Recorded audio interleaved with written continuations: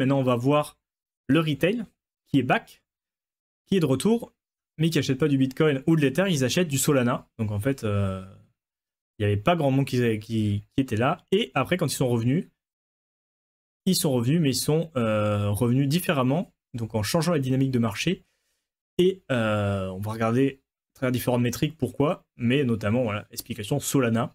Solana qui pour l'instant est un des grands gagnants de ce bull run, avec le nombre d'adresses actives qui a explosé par rapport, vous voyez, à Ethereum et Bitcoin qui restaient relativement stables quand même, mais là, pour le coup, la coupure, ça a notamment été en septembre, hein, en fait, avec toute la mania memecoin, le memecoin super cycle, tout ce qu'on veut, ça a vraiment explosé. Voilà, ça s'est un peu calmé dernièrement parce que les gens sont fait rect. Hein. Là, je vous ai trouvé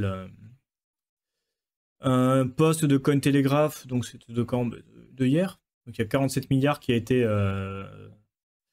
wipe-out, donc annulé, qui est disparu du market cap des memecoins, donc de l'espace de memecoin sur les 3 dernières semaines. Donc ça a calmé un peu les ardeurs du retail qui étaient là-dessus. Mais pour y revenir, pour l'instant, c'est vrai qu'il y a pas mal de fonds et de liquidités qui a été sur Solana. Et première métrique, les adresses actives qui ont explosé. Mais s'il y a beaucoup, ça peut être du bot, ça peut être du sniping, ça peut être plein de choses comme ça. Mais dans l'idée, il y a eu voilà, Phantom et Solana, ils ont eu beaucoup de nouveaux utilisateurs. Donc, le capital, il a été dans pas mal d'actifs majeurs, mais c'est Solana qui a surpassé Ethereum en termes de nouveaux investisseurs. Donc, elle a Solana 16 fois plus d'adresses que Bitcoin et 24 fois plus d'adresses qu'Ethereum, si ça se comprend.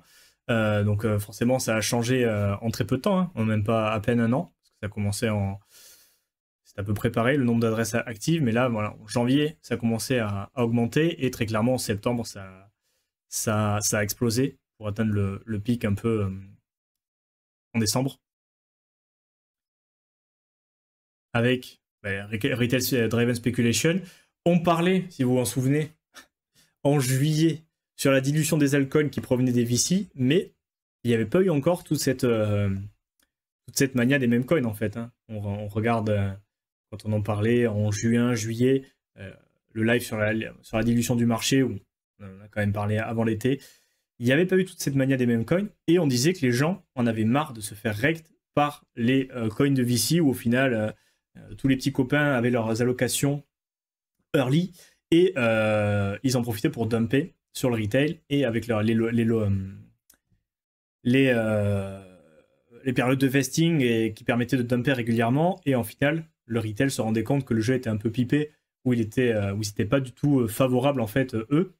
Donc, ils en avaient marre, et ils ont trouvé quelque chose qui, pour le coup, où il n'y a pas de VC, il n'y a pas de lock-up, il n'y a rien du tout, c'est juste un coin qui se lance avec 1 milliard de coins, et tout est lancé, le supply dès le début, et voilà, il peut se passer des belles histoires, mais dans la plupart des cas, ça se finit mal.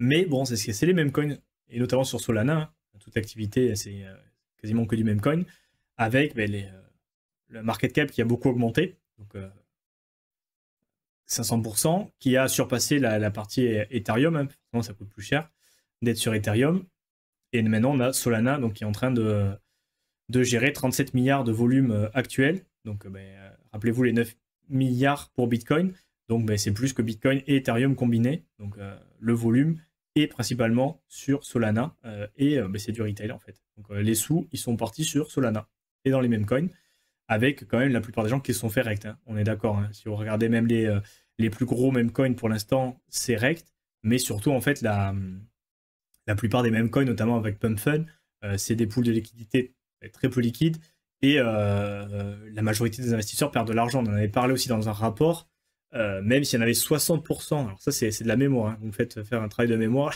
mais il me semble que c'est 60% des nouveaux investisseurs qui considéraient qu'il fallait avoir du même coin, même s'il y en avait 90 ou plus qui perdaient de l'argent.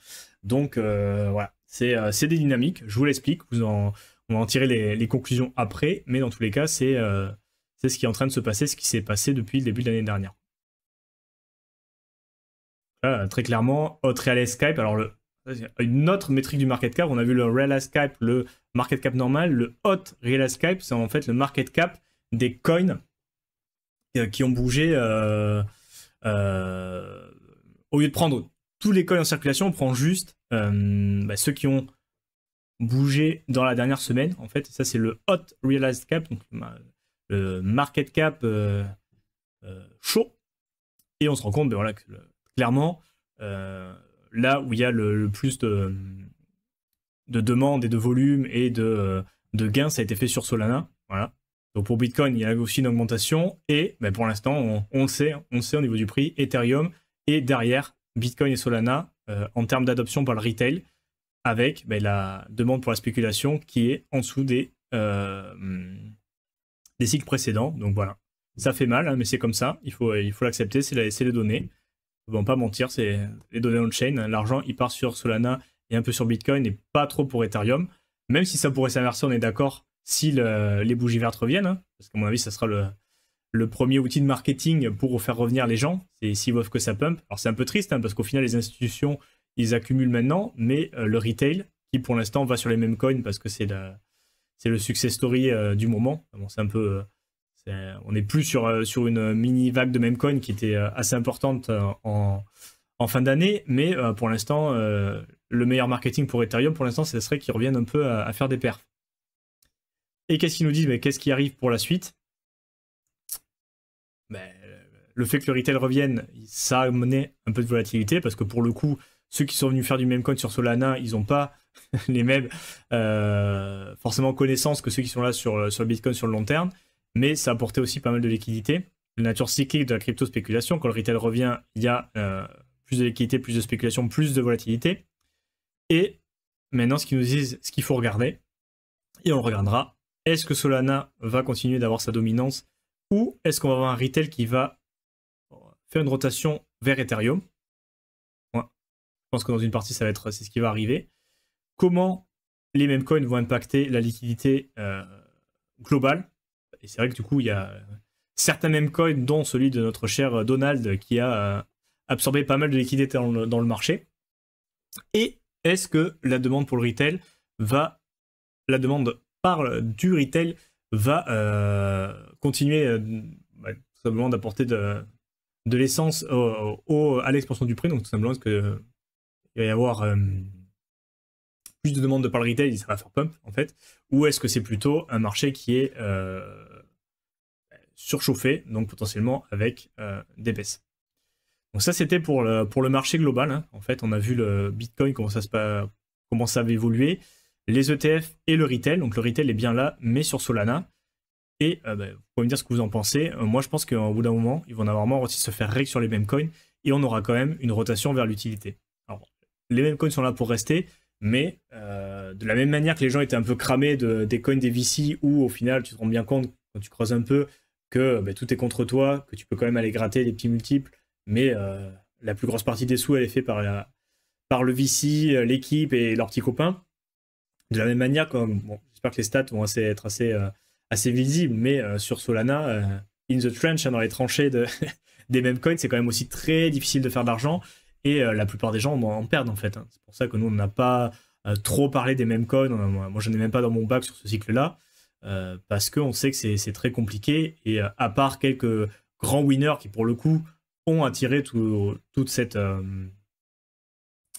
masse d'argent, parce que forcément quand tu as des coins qui prennent des millions de pourcents en quelques jours, fully diluted, voilà, bon, c'est un peu l'histoire magique. Non, j'ai réussi à rentrer sur ce coin, j'ai fait tant, mais pour la plupart des gens c'est pas l'histoire magique, hein, c'est une histoire de merde, hein. l'histoire elle est pas ouf, hein. Si tu mets 1000, 2000, 3000 sur un même coin, tu perds tout, tu te fais rug, tu essaies de te refaire, et ainsi de suite, quoi, parce qu'il y en a tellement qui sont lancés. On avait montré Pump Fun, il y a combien qui sont lancés? 50, 60 000 même coins par jour. Là en ce moment on est sur Solana, donc c'est pour ça aussi qu'on a une dilution avec les millions de coins qui sont créés chaque année, parce que sur les 50 000 qui sortent par jour, pour choper le winner, il n'y en a même pas un winner par jour, donc autant vous dire que c'est assez compliqué.